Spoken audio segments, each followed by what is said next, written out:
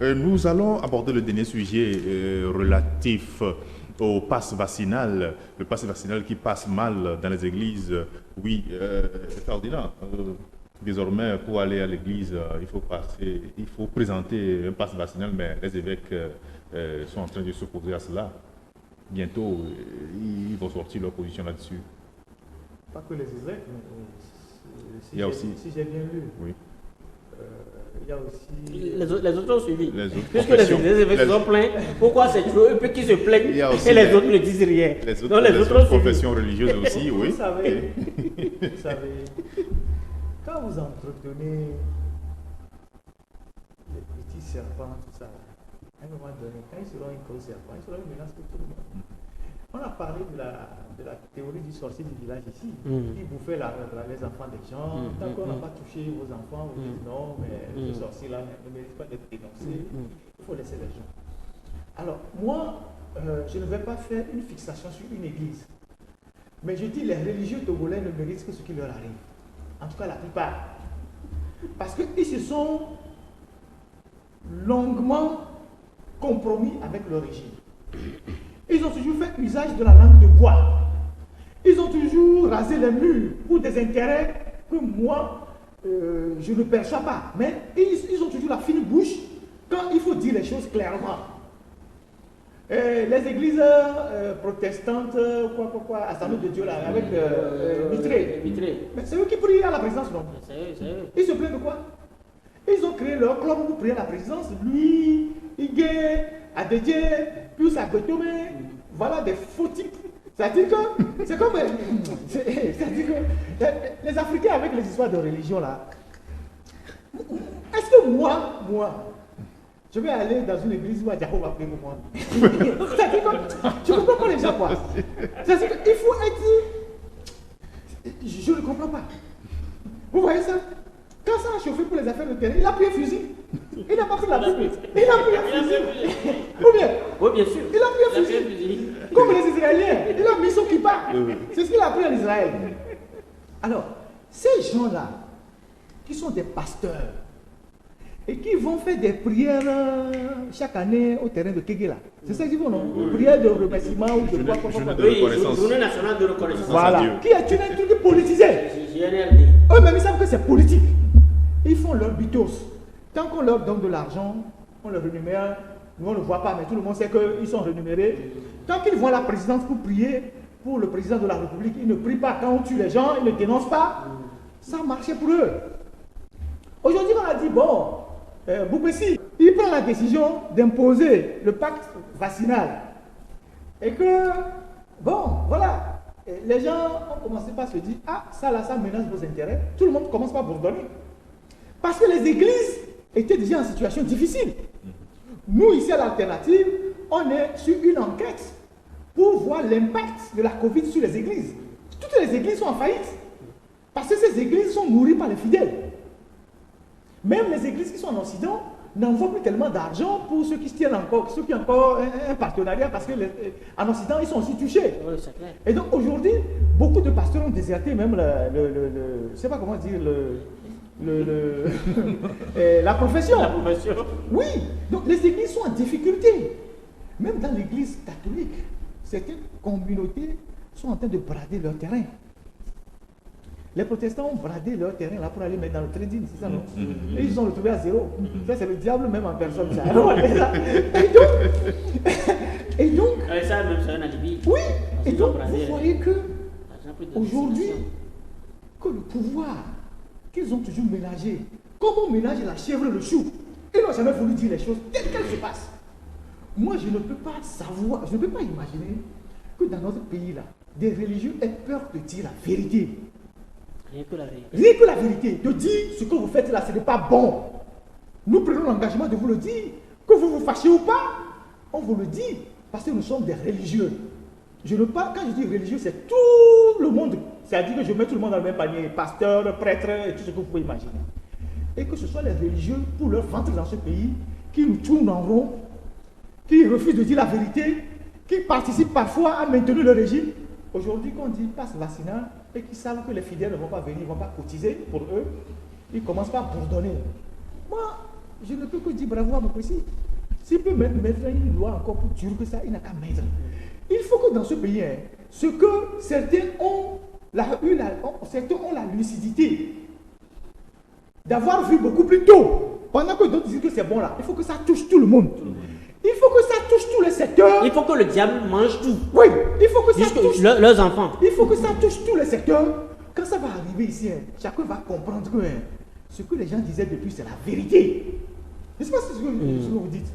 Parce que tant que Kodjo ou Kofi trouvait sa part, il mangeait, comme il vit peut mourir. Je ne sais pas, Laté peut mourir, c'est pas son problème. Aujourd'hui, que la menace là concerne tout le monde, les gens commençaient pas à bourdonner. Écoutez, vous êtes vaccinés, vous allez à l'église, vous n'êtes pas vaccinés, restez à la maison. Les gens quand je parle des religieux, les musulmans, ils ont un bureau qui ne change jamais, non? Comment il s'appelle le président de l'Union musulmane là? Il est à côté de moi, il est à côté de moi. Comment il s'appelle? El Hadji Bouraïba. Il nous a Bouraïba. Ancien ministre de la Défense. Quand on enterrait Akpo à l'époque, c'est lui qui disait qu'il entendait la voix d'Akpo. Il disait vengez-moi, vengez-moi. Je me rappelle de cette phrase-là. C'est l'éternel président de l'Union musulmane du Togo. Intérimaire. Intérimaire éternel. C'est-à-dire que son intérim est devenu éternel. Et c'est des gens. C'est l'image du pays. Et c'est des gens. Il ne fait que traduire ce qui se passe dans le pays. En 2017, il y a eu des bastonnades. Il y a eu une répression aux faciès contre tous ceux qui étaient estampillés adeptes d'un parti politique et religieux. Ils n'ont rien dit. On allait même profaner des mosquées. Ils n'ont rien dit. Tant que lui, il organise sa prière au lycée de Tocoin et que les autorités viennent et qu'il est devant et qu'après il va trouver sa part du gâteau derrière le rideau, il s'en foutait déjà. Mais aujourd'hui, de quoi se plaint-il? Quand on a vu Kodjo dire un certain nombre de vérités, quoi qu'on puisse lui reprocher, parce qu'il est humain comme tout le monde, il a certainement fait certaines choses par excès. Est-ce qu'on a vu les autres évêques être solidaires de lui, de sa situation, de comment il a vécu ça? Personne n'a rien dit. Personne n'a rien dit. Je ne sais pas si vous voyez. Sinon, à la limite, l'église l'a presque pourfendu. Oui. Et donc, l'église a sorti. Moi qui suis catholique, je n'ai pas de truc à le dire, qui suis catholique, qui ai chanté longtemps la chorale, qui ai fait beaucoup de choses, et qui suis aujourd'hui un peu réservé par rapport à tout ça. Je me dis, mais on nous amène où là? On nous conduit où? Si nous sommes des religieux, moi je n'aime pas qu'on dise des hommes de Dieu, parce que nous sommes tous des créatures de Dieu. Les gens, par appui de langage, disent que les hommes de Dieu. Non, c'est les religieux qu'il faut les appeler. Nous sommes tous des créatures de Dieu. Eux, ils sont des religieux parce qu'ils ont reçu une mission dans ce domaine-là. Alors, tant que des gens qui manipulent la parole de Dieu, qui connaissent les Écritures, qui savent que devant la vérité, là, il n'y a pas de peur à avoir, ces gens sont capables de s'accommoder avec des régimes comme les nôtres, mais on doit les plaindre. Pourquoi? On n'a pas à les plaindre. Donc, moi, j'ai suivi cette décision de Mokossi, qui n'est pas un modèle en la matière, qui est un gars foncièrement contre la démocratie au Togo, qui fait partie du clan des extrémistes, malgré son âge, qui était un passager clandestin dans le train de la démocratie en 1990, dans son UTJ, Union pour la justice du Togo, avec Feu Sogoyou. Voilà. Et qui est le premier, Mokossi, à prendre une première décision qui a poussé l'armée togolaise à sortir pour s'attaquer à la démocratie, parce qu'il était le ministre. Il était ministre des Transports. Et donc c'est lui qui a interdit à Yadema de prendre l'avion. Et les militaires ont dit, ils ont manqué de respect à leur patron, les militaires sont sortis à l'obé pour tirer. C'est Mokossi qui a fait ça, les gens oublient ça. Aujourd'hui, nos religieux le méritent sur ce qui leur arrive. Quand je vois les mitrés sortent des communiqués, ça me fait rire. Peut-être bientôt les Adjaou vont sortir des communiqués. Il a sorti un communiqué à pas Feutré parce que mais quand tu es dans la compromission, tu es mal à l'aise, tu ne sais quel mot utiliser, lequel ne pas utiliser. Il a pesé toutes les expressions. Voilà, il a de toutes les expressions. Bon, c'est comment prendre pour faire, comme on le dit là. Il a fait sortir un communiqué, comment prendre pour faire. Mais parlant, moi je voudrais surtout parler de l'église catholique qui, politiquement, en fait, l'église a un accord de siège avec le Togo. L'église n'est pas avec le ministère de l'administration territoriale. L'église ne discute pas avec le ministère de l'administration territoriale. On est dans une anomalie. On est dans une anomalie inédite où l'Église n'est que le représentant du Saint-Siège. Alors je ne comprends pas qu'on demande le passe vaccinal pour entrer dans une église au Togo et en France, on ne demande pas le passe vaccinal. À Rome. Et à Rome, on ne demande pas le passe vaccinal. Et Rome ne dit rien. L'église ne recourt même pas. La conférence des évêques du Togo ne recourt même pas c'est un accord qui le lie à l'État togolais pour rappeler, mais vous pouvez taper sur les autres. Mais nous là, avant de s'adresser à nous, adressez-vous d'abord pas. Parce que ce sont les représentants. Le nonce apostolique est le vicaire du pape. Et donc, l'archevêque de l'église Bariga n'est que le représentant du nonce apostolique. Et donc, on ne peut pas décider comme ça de conditionner l'accès au temple de Dieu catholique, enfin, au temple catholique, violant l'accord diplomatique qui le lie à l'État togolais. Et l'Église se tait. C'est en cela, comme Ferdinand le dit, l'Église n'est victime de sa propre stupidité. Parce que c'est ici nous étions, quand en janvier 2019, lors de l'âge des prêtres, ils ont bien dit que désormais l'Église appellera blanc ce qui est blanc et noir ce qui est noir. On a été étonné que la même Église qui, en mars, a demandé le décompte des résultats, bureau de vote par bureau de vote, a ravalé ce qu'il avait dit en avril. On dit non, on appelle au calme, il faut. En juin, ils ont enfoncé encore le clou. Et nous, on avait tiré sur le sonnet d'alarme, mais on ne reconnaît plus l'Église catholique. Comme l'évangile le dit, bon, je l'avais dit sur le plateau ici, tu disais que si tu es, comme l'évangile le dit, oui. Mais si tu es chaud, sois chaud. Si tu es froid, sois froid. Si tu es mi-froid, mi-chaud, je te vomis. C'est ça. Ils sont aujourd'hui vomis et malmenés par celui avec qui ils ont dealé, ils ont été faire des compromissions. Mais je ne comprends pas que le courrier que le clergé a envoyé à Bukwesi soit resté inconnu jusqu'à ce jour. Parce que la décision prend effet à partir du 3 décembre. Mais ce qu'on a remarqué, c'est que le Christ roi a été biffé. Pour quelle raison? On ne sait. Jusqu'à quand est-ce que vous qui êtes les promoteurs de la vérité, vous vous êtes engagés à appeler noir ce qui est noir, blanc ce qui est blanc. Vous jouez au bicéphalisme. Vous jouez au tigre aujourd'hui, demain vous jouez à l'agneau. On ne sait vraiment quelle identité vous donnez. Mais Bukwesi, à la limite, bon, il a bien fait parce qu'il les a provoqués. Il a mis leur anus dehors. Ils sont incapables de lui tenir tête. Parce qu'on ne peut pas comprendre que dans les temples, l'Église a été celui qui, tant les catholiques que même les églises révélées, c'est là où les principes de distanciation sociale ont été, les règles de distanciation sociale ont été le mieux respectées. Partout où tu rentres dans l'église, dans les églises, même dans les mosquées, il y a des dispositifs de lavage des mains, les sièges sont bien estampillés, etc. Les agents anti-Covid passent tous les jours et on demande aujourd'hui de présenter le passe vaccinal avant d'entrer dans ces lieux-là. Finalement, comme nous l'avons dit, peut-être la prière dérange. Parce que c'est ce que le clergé avait dénoncé en mars, non? Ouais. C'est en mars quand ils ont pris les interdictions un mois là. Ouais.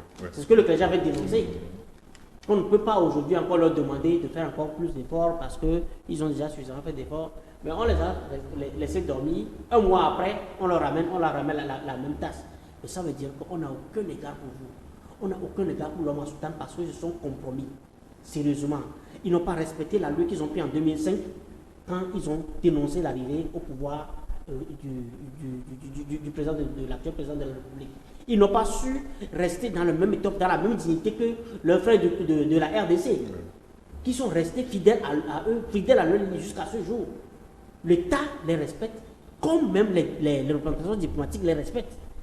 Au Togo, on est ambivalent, on sort des déclarations alambiquées, et pour plaire à qui? Parce que peut-être on est venu nous voir la nuit, peut-être parce que nous-mêmes, on a des calculs, des petits calculs. Mais l'Église fait sa propre turpitude. Bref, la conférence épiscopale promet donner sa réaction très bientôt. Oui, mais on l'attend depuis. On l'attend depuis. Elle va donner quoi?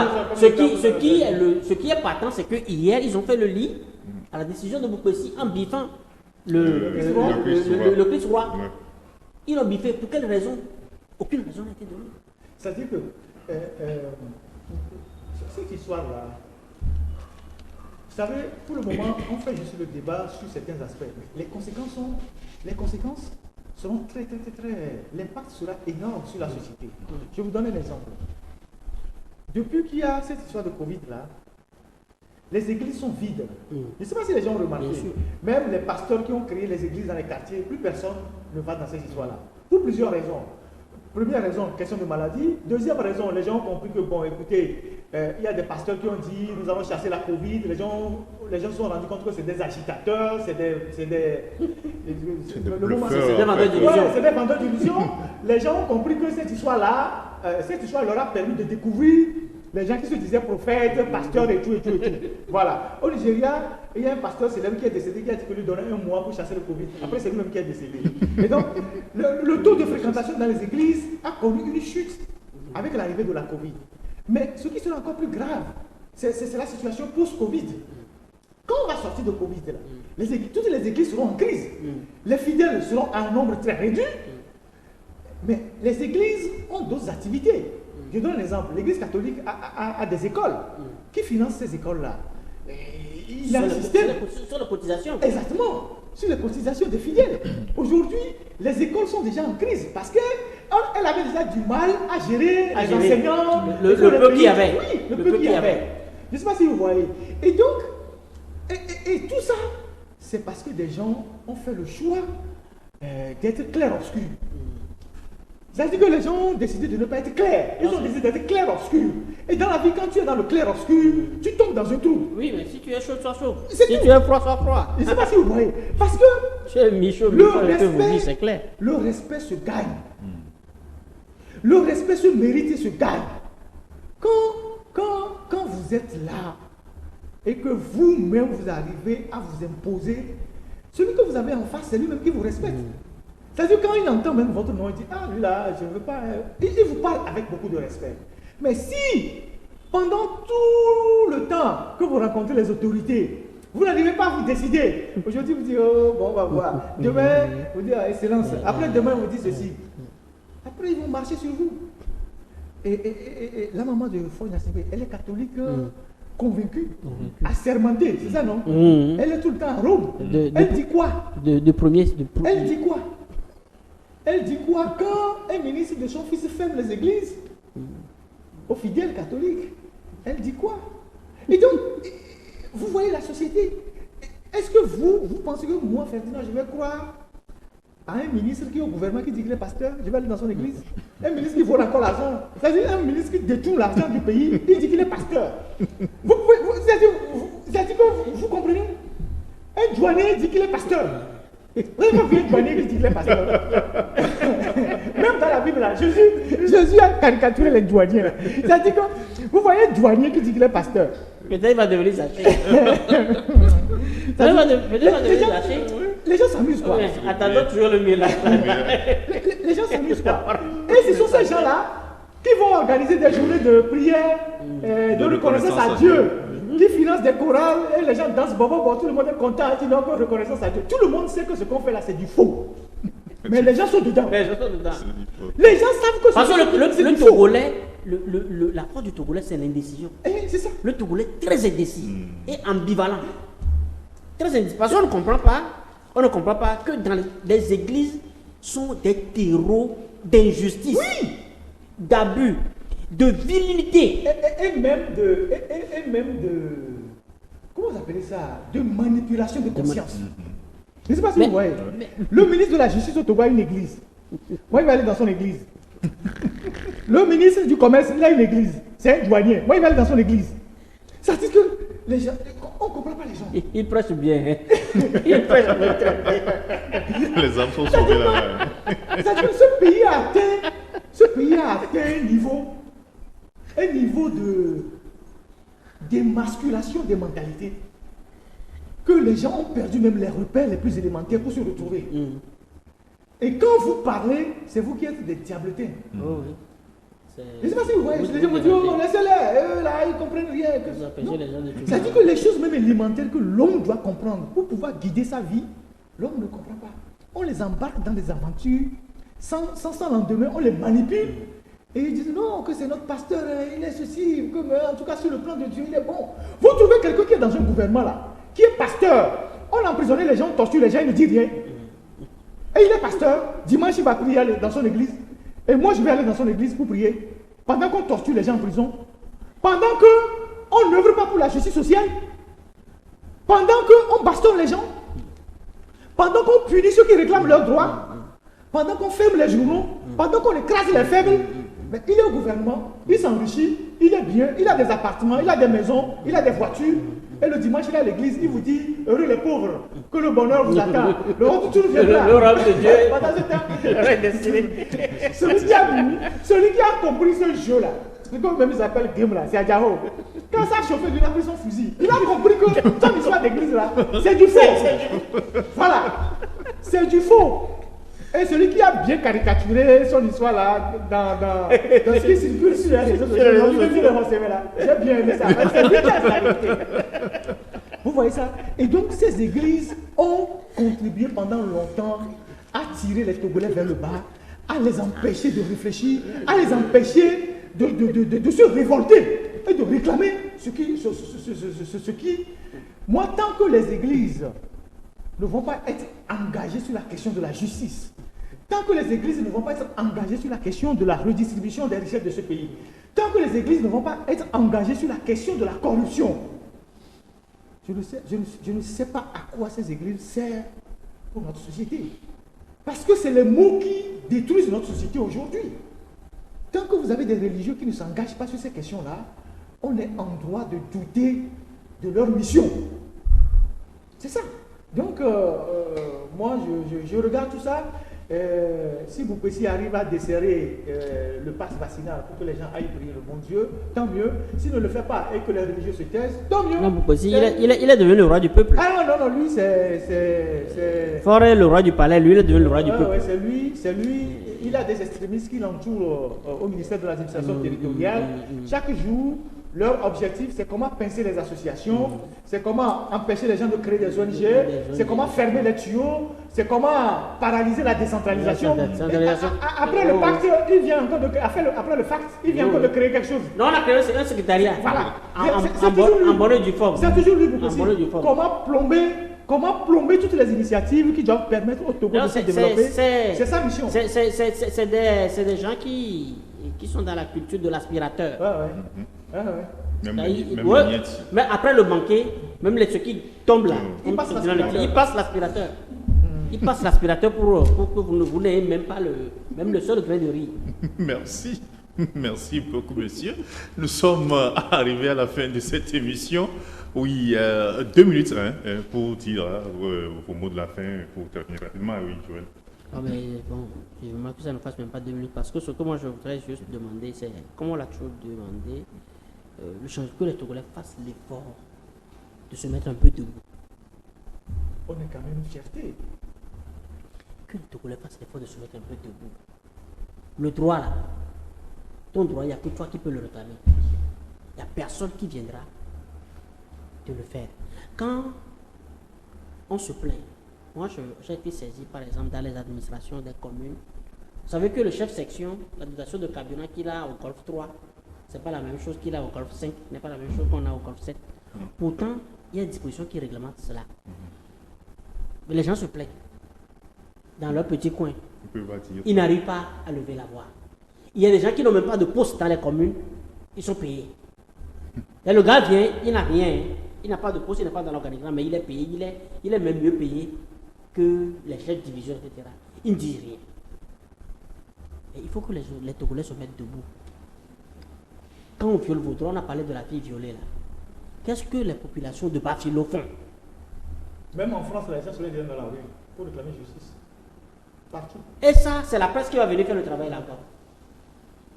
Quelle est cette citoyenneté royalement dormante qu'on observe au Togo.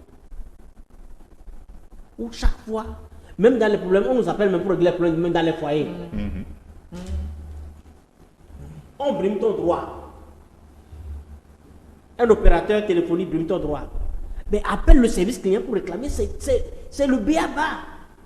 Même quand on coupe l'électricité chez toi, tu as le droit de réclamer, de demander en quel nombre de temps ça va, enfin la coupure va prendre combien de temps. Vous devez nous rétablir. Moi, je le fais chaque fois. Ce b.a.-ba là, il faut qu'on vienne casser la tête du Togolais pour le mettre dedans. Ou bien on va faire les oscilles pour mettre ça dans son âme et ressortir. Non, mais il y a une léthargie des plus, enfin, qui nous indigne, nous autres, parce que nous, on a pratiqué dans ce pays. Pourquoi on a cette présence d'esprit de réclamer notre droit et d'autres dorment, ils passent toute leur vie à dormir. Et c'est quoi ça? Ce n'est pas une incitation à mais réclamer votre droit. Et la Constitution même le consacre. La Constitution le consacre. Quelles que soient les pires constitutions dans les pays, même en Chine, on vous donne le droit de réclamer votre droit. En Corée du Nord, là, on vous donne le droit de réclamer votre droit. Il suffit de choisir de les laisser. Et c'est une obligation que nous avons. Parce que notre bonheur, il n'y a personne qui va venir façonner notre bonheur pour nous. C'est à nous-mêmes de bâtir notre bonheur. Et quand je parle du bonheur, je voudrais demander en même temps qu'on sorte de l'animosité. Il faut qu'on dilue un peu ce complexe, cet esprit de tribalisme-là. Qui fait que on accumule, finalement, on sent qu'on n'est pas à l'aise, mais on continue toujours d'accumuler. C'est pourquoi celui-là cet ami-là a bien dit que les gens ne dépensent pas l'argent, ils mangent le CFA même, les billets là, ils croquent ça. C'est ce qui fait que, quand ils font ça, ils vont aux toilettes, c'est ce qui fait qu'ils ne sont jamais rassasiés. Et ça, c'est une malédiction. Moi, je voudrais demander qu'on relaxe ces prisonniers-là. Ces messieurs qui dorment, et quand tu le vois, c'est des gens qui font des petits métiers.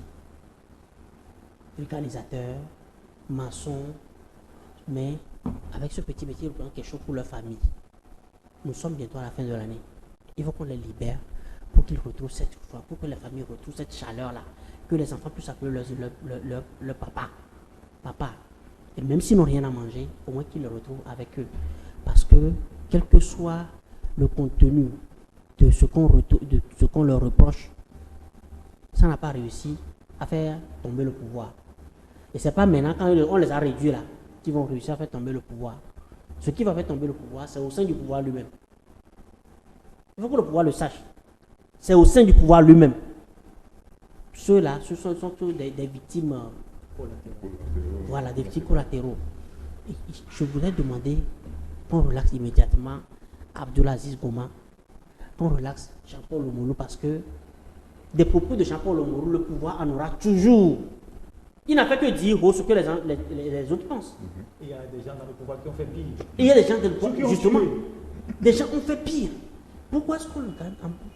Pourquoi est-ce qu'on le prive de sa liberté? Et tout ça, normalement, même ça dit que les propos divergents, la divergence d'opinion, c'est ça qui anime le débat. Ouais, c'est ce qui se fait la démocratie. C'est ça la démocratie. Alors, quel que soit le complexe qu'on a là, il faut qu'on sache que la route de la démocratie, elle est irréversible. Voilà. Merci beaucoup. Soit le Togo sera comme la Guinée, ou on sera mieux que la Guinée, ou encore le Mali. Merci beaucoup, Joël.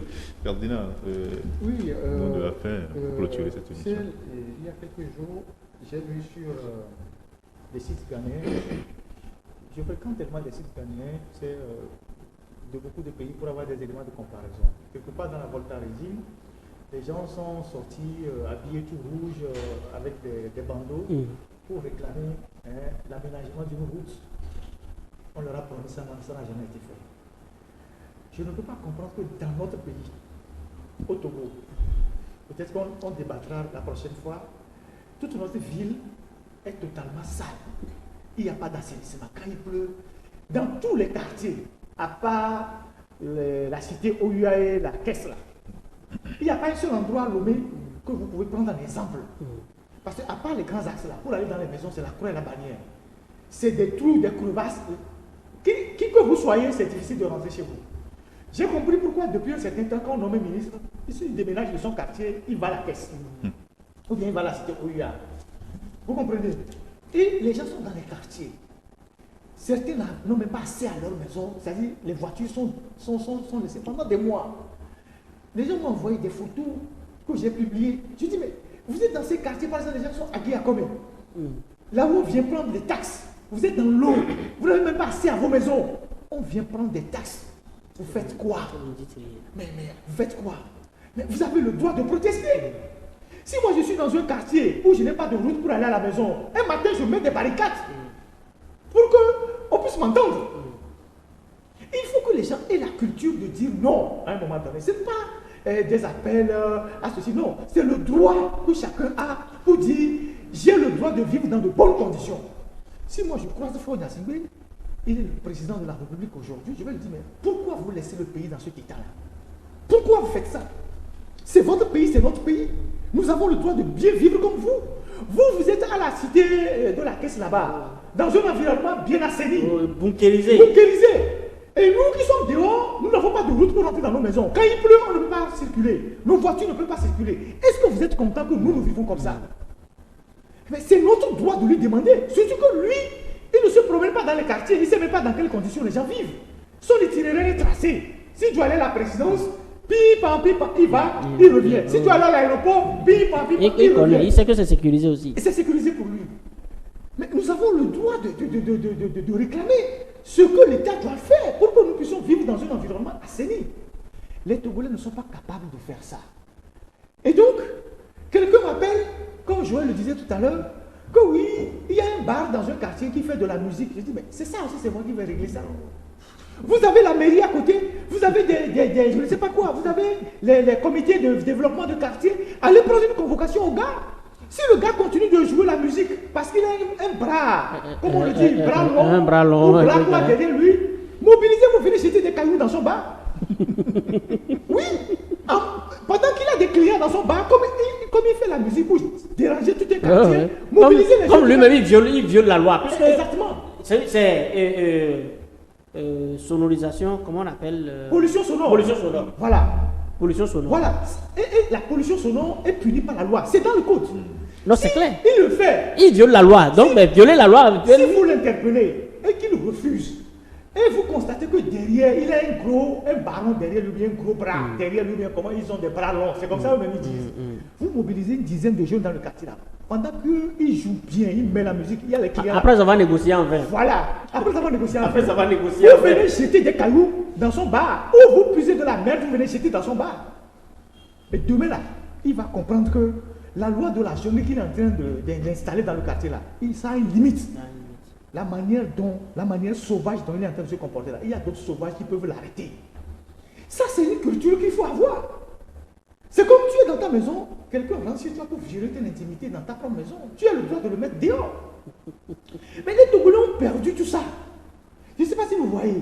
Et même des choses élémentaires, les gens pensent que c'est les journalistes qui doivent régler ça.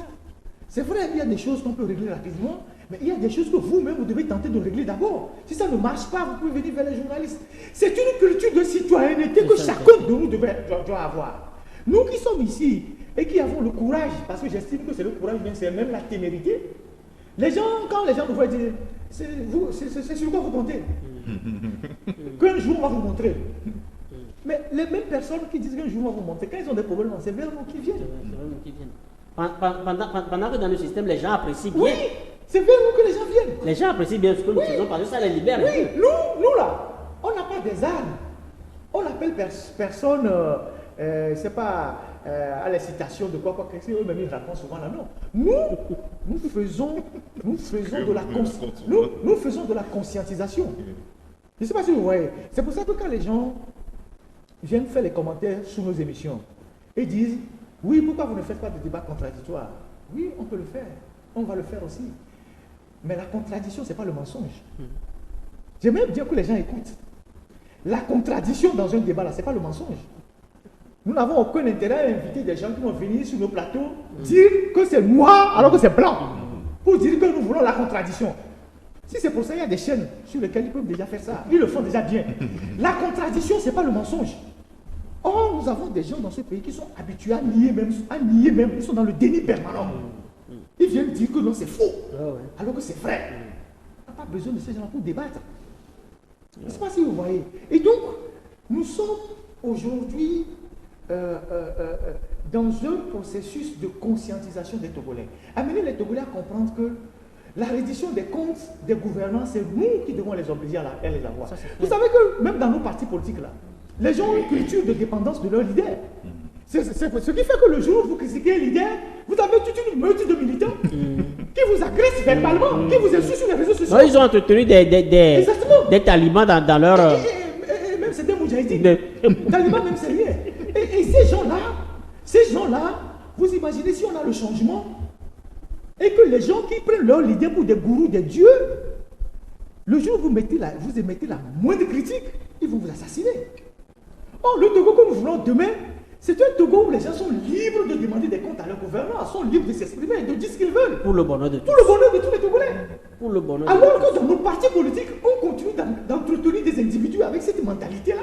Et donc le travail n'est pas que seulement envers le parti au pouvoir. Le travail, c'est un travail d'ensemble. Ça concerne tous les Togolais. Je ne sais pas si vous voyez ce que je dis. Donc c'est un travail colossal. Nous essayons de faire une partie, d'autres aussi peut-être quelque part font une autre partie. L'essentiel c'est que les Togolais se réveillent. C'est vrai que la tête de Joël ne doit pas plaire à des gens, la tête gondolée de Ferdinand ne doit pas plaire à des gens, la manière dont Ferdinand parle, sa voix pique peut-être les oreilles des gens, la tête de Isidore ne plaît pas à des gens, mais au-delà de leur tête là, ce qu'ils disent là, est-ce que c'est fondé ou c'est pas fondé? Si nous disons, comme Joël venait de le dire, il faut libérer les prisonniers politiques, ça fait mal à qui? Si nous disons il faut libérer Omolou, ça fait mal à qui? J'ai vu des gens se réjouir parce qu'on a arrêté les citoyens togolais. En disant que oui, il a insulté notre leader, il a fait ci, il a fait ça, donc c'est bien fait pour lui. Est-ce que vous êtes des humains en disant ça? Partout où il y a un Togolais qui se retrouve en prison, quel que soit ce qu'il ait fait, nous, en tant que Togolais, notre souhait serait qu'il soit libre et retrouver sa famille. Moi, je ne connais pas Omolou, je n'ai jamais parlé avec lui. Je ne l'ai jamais rencontré quelque part. Mais j'ai suivi une ou deux de ses vidéos, même en fraction. J'ai juste senti qu'il a un amour pour le pays, ça le touche, le pays. Oui, ça y et donc, il fait les choses parfois par un peu d'excès. Il a une soif insatiable de rentrer chez lui. Il fait un peu les choses par excès. Ça c'est clair. Mais tout le monde a des défauts. Mais qui ne fait pas des choses par excès? Est-ce que c'est une raison pour que des gens se réjouissent que on a arrêté celui-ci, on a pris celui-ci? Est-ce que c'est une raison? Moi, par exemple, je n'ai pas la culture d'insulter les gens. Parce que je n'ai pas été éduqué de cette manière-là. Il y a d'autres, bon, c'est leur manière de s'exprimer. Mais qui n'a jamais fait du tort à son prochain dans ce pays-là? Qui n'a jamais marché sur son prochain dans ce pays? Et que nous ne puissions pas avoir la culture du pardon. Et lorsque un de vos... moi, je ne comprends pas. Moi, je me dis, quand on est des combattants, même si on défend la même cause, même si on défend la même cause avec des idées divergentes, le jour où un des combattants se retrouve dans la main de l'ennemi, tous les combattants doivent demander sa libération. Si vous ne le faites pas, vous fragilisez votre propre camp. Demain là, un d'entre vous va tomber aussi dans le même piège. Et les autres vont rire. Donc moi, je ne connais pas Omolou, je ne connais pas Aziz, je ne l'ai jamais rencontré, mais je dis, si je peux me battre pour qu'on les libère, je vais le faire. Comment on le fait pour tout le monde? Et comment on le fait pour tout le monde d'ailleurs? On a chassé des députés dans ce pays, c'est nous qui avons bataillé longtemps dans la presse pour qu'on puisse, pour qu'ils puissent retrouver leurs droits. Aujourd'hui, nous sommes des gars de Turcs pour ces gars. Je ne sais pas si vous voyez. Donc nous on est là. Donc parce que nous on fonctionne sur des principes et des valeurs. C'est tout. On ne fonctionne pas parce que bon, la tête de celui-ci nous plaît, la tête de celui-ci. Si nous croisons M. Foy Gnassingbé, ce qu'on dit ici, là, on va le lui dire. Dans tout le respect.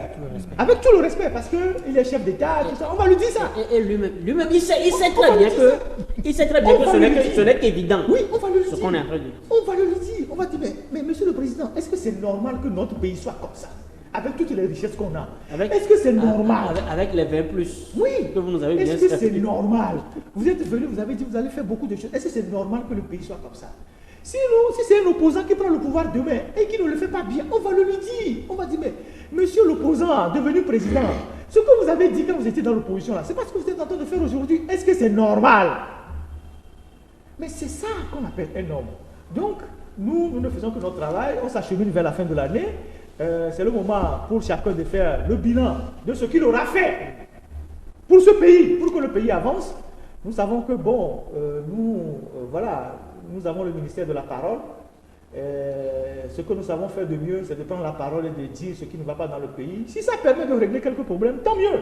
L'essentiel, c'est que les Togolais se portent mieux. Donc voilà l'exercice que nous venons faire chaque lundi ici.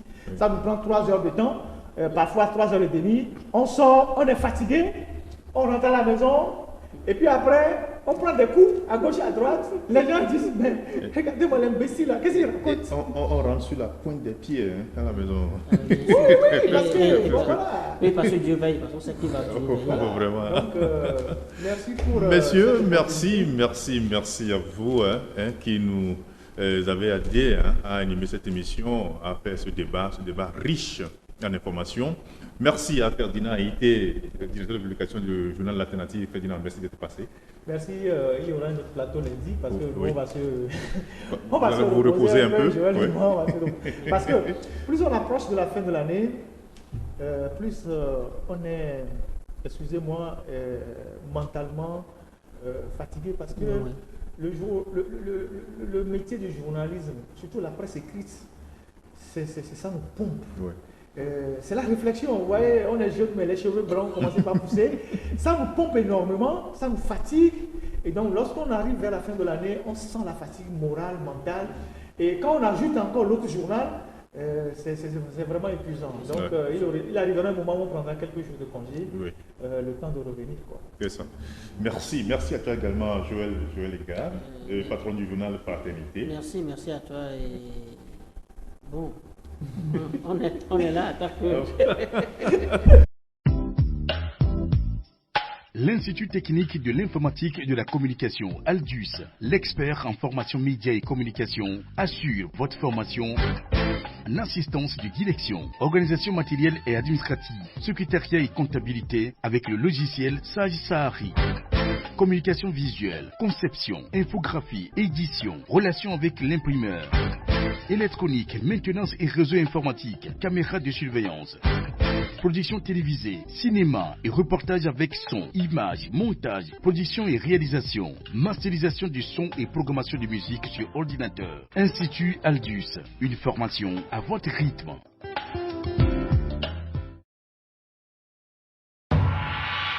L'information est libératrice et l'éducation est le prémisse du progrès. C'est ce que déclarait le Ghanéen Kofi Annan, ancien secrétaire général de l'ONU. Grâce aux informations qu'il véhicule, le journal éveille la conscience et aiguise la connaissance. Jeclique.com vous donne un accès rapide et facile aux informations politiques, économiques et sociales sur le Togo. Jeclique.com vous donne également l'occasion de soutenir la presse privée togolaise dans sa mission d'information et d'éducation des populations. L'information est un bijou, l'ignorance est un caillou.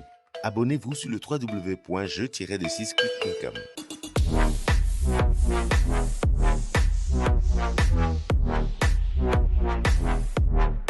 Merci aux techniciens. Merci à Marc Azangba qui est le chef technicien caméraman. Merci à Henri Bassapor, son colistier. Voilà. Et merci au stagiaire Davila Auréole. Merci à toi. Merci également à Dodo Martine. Merci à vous tous qui avez contribué pour la réussite de cette émission. Merci à vous, chers fidèles de l'autre journal. À la semaine prochaine.